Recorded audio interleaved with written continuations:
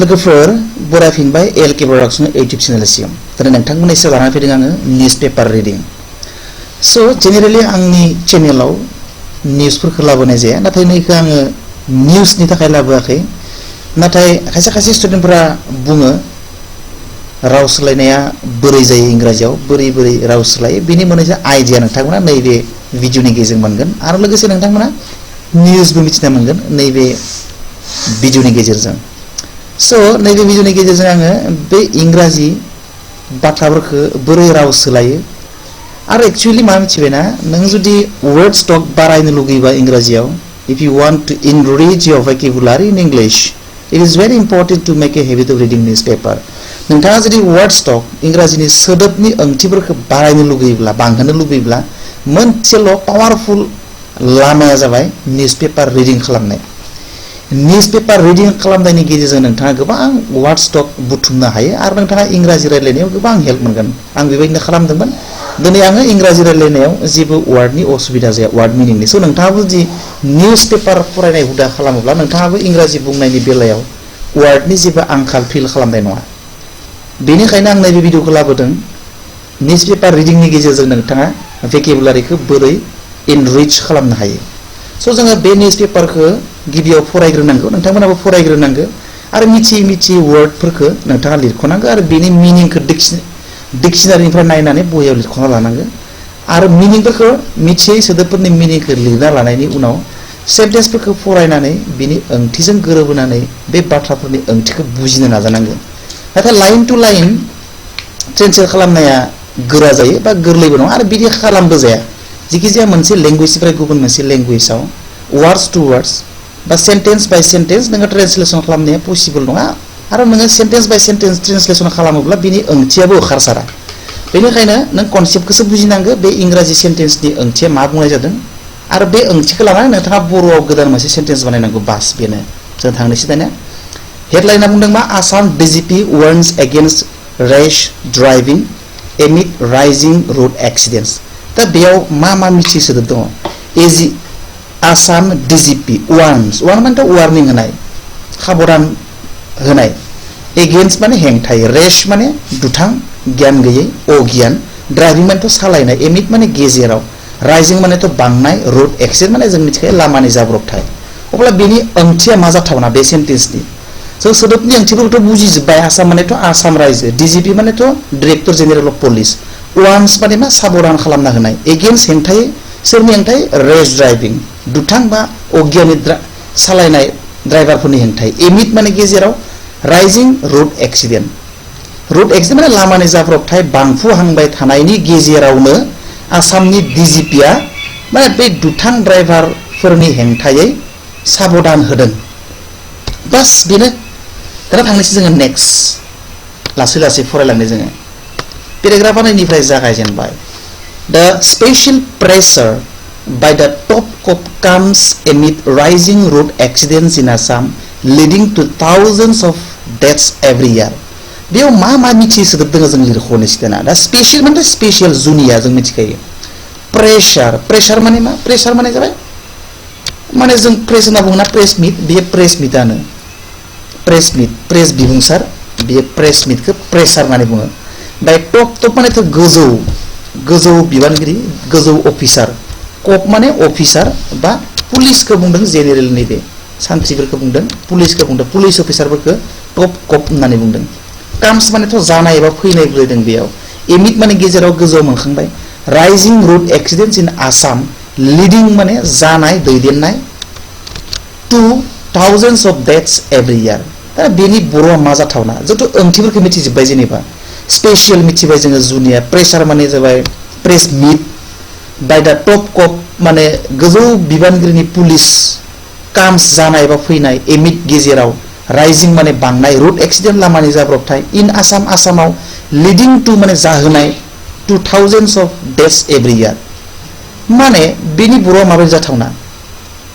कनसेप्टखौ जों बुजिमोनबाय मा होनदों थारमाने बोसोरफ्रोमबो रोजा मानसिफ्रा थैयो आसामाव एक्सिडेन्ट जानानै आरो बेनि थाखायनो माने पुलिस अफिसारफ्रा मोनसे प्रेस मिट खुंदों ओंथिया बे नों बेखौ मोजां सेन्टेन्स बानायनांगौ बर'आव खाबजानाय बायदि इंराजियाव बायदि बायदि थागोन बे इंराजिजों नोङो सेन्टेन्स बाय सेन्टेन्स वार्ड्स बाय वार्ड्स नों बेखौ राव सोलायनो नाङा बेनि ओंथिखौ बुजिनानै नोङो बर'आव गोदान मोनसे सेन्टेन्स बानायनांगौ बास बेनो दाना जों माबायदि बानायनाय खनसे नाजानो नायनाय आसामाव बोसोरफ्रोमबो रोजा रोजा मानसिफ्रा लामानि जाब्रबथाय जानानै बा लामानि जाब्रबथाया बांफुबाय थानाय समावनो बा बांफुबाय थानायनि थाखाय टप अफिसार माने टप कप आसामनि गोजौ रेंकनि अफिसारफ्रा मोनसे प्रेस मिट खुंदों बेबायदि जागोन बास थांसै simple next line next sentence नैनिफ्राय जाबाय नेक्स्ट सेन्टेन्सआ the maximum accidents have been reported from 8 districts of Assam including Kamrup Metro, Nagaon, Sonitpur, Tinsukia, Dhubri and Nolbari. Beautiful simple maximum माने बांसिन accident जाब्रबथाय have been reported माने खौरां मोननाय from 8 district मोनदाइनटा डिस्ट्रिक्टनिफ्राय बे डिस्ट्रिक्टफोरा जाबाय आसामखौ लाफानानै कामरुप मेट्र नगाव सनितपुर तिनसुकिया धुबरी आरो नलबारि बुजि मोननो गोनां गैया बेयाव सिम्पल थांनोसै नेक्स्ट सेन्टेन्स दाना प्रेस मिटखौ तेजपुरनिफ्राय खुंदों बिनिखायनो तेजपुर लिरदों नैबेयाव दाना थांनोसै जोङो नेक्स्ट सेन्टेन्सआव एमिड राइजिं डेथ्स माने थैनाया बांफुबाय थानाय समावनो एमिड राइजिं डेथ्स माने थैनाया बांफुबाय थानाय समावनो बांफुहांबाय थानाय समावनो डिउ टु रोड एक्सिडेन्ट लामानि जाब्रबथायनि जाहोनाव थैनायनि अनजिमाया बांफुबाय थानाय समावनो आसामाव इन आसाम डिजिपि भास्कर ज्योति महन्तआ हेज वार्नड साबधान खालामनानै होदों एगेन्स्ट हेंथायै ड्रांकेन ड्राइभिं फेनानै सालायग्रा मानसिफोरनि हेंथायै इन दा स्टेट रायजोआव सिम्पल बुजि मोनजोबखानाय ड्रांकेन माने मा जौ फेनायखौ ड्रांकेन होननानै बुङो ड्रांकेन ड्राइभिं फेनानै सालायनाय जौ फेनानै सालायनाय इन दा state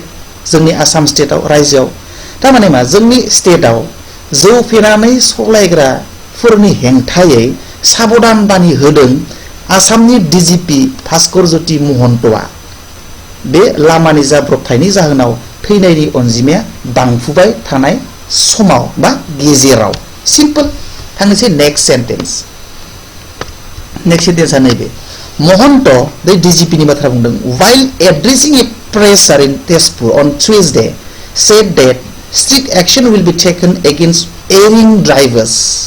simple महन्तआ while addressing press meet खुंबाय थानाय समावनो while addressing a presser माने प्रेस मिट खुंबाय थानाय समावनो whileआ समावनो बुजायदों इन तेजपुराव on Tuesday मंगलबार खालि said बुंदोंमोन दि that strict action माने बिराद गोरा एक्शन लानाय जागोन will be taken लानाय जागोन against erring drivers गोरोन्थि खालामग्रा erring माने to err is human होनना बुङोना erring माने गोरोन्थि खालामग्रा बा गोरोन्थि खालामनो हाथावना सम्भावना थानाय बै ड्राइभारफोरनि हेंथायै माने गोख्रों एक्शन लानाय जागोन होननानै भास्कर ज्योति महन्तआ बिनि प्रेस मिट खुंबाय थानाय समाव बुंदोंमोन जाय प्रेस मिटखौ तेजपुराव मंगलबार खालि लादोंमोन सिम्पल नेक्स्ट सेन्टेन्स द डिजिपि हु वाज फ्लेंक माने मा मिनिंखौ लिरना लाखादों आङो नोंथांमोनाबो लिरनानै ला नै फ्लेंक माने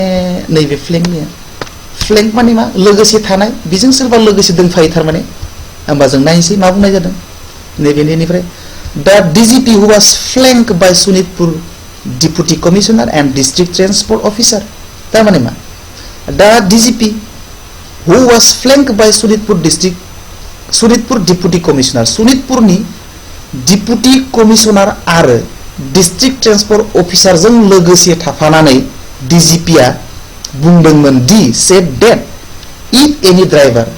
सोरबा ड्राइभारा जुदि इज फाउन्ड सोरबा ड्राइभारखौ जे मोननाय जायोबा इनभल्व इन ड्रांकेन ड्राइभिं जौ फेनानै सालायनाय जुदि मोनोबा एट ए पिकनिक स्पटफ्राव पिकनिक जानाय जायगाफ्राव दा अर्गेनाइजिं कमिटि सामलाय आफादफ्रा विल बी रेसपन्सिबल दायनिगिरि जागोन एन्ड आरो स्ट्रिक्ट एक्शन स्ट्रिक्ट माने गोख्रों गोरा एक्शन माने एक्शन मिथिखायो बर'जोंबो नों बारा नागिरबाय थानाङा एक्शन माने एक्शन जों मिथिखायो strict action under rules will be taken rule बायदियै बे अर्गेनाइजिं कमिटि सामलाय आफादफोरनि हेंथायै माने एक्शन लानाय जागोन गोरा एक्शन लानाय जागोन सिम्पल दाना फार्स्टनिफ्राय द DGP who was flanked by Sonitpur Deputy Commissioner and District Transport Officer said that if any driver is found involved in drunken driving at a picnic spot, the organizing committee will be responsible and strict action under rules will be taken. Simple. माने DGP आ Sonitpur नि Deputy Commissioner आरो District Transport Officer जों लोगोसे press मिटनि समायाव बुंदोंमोन दि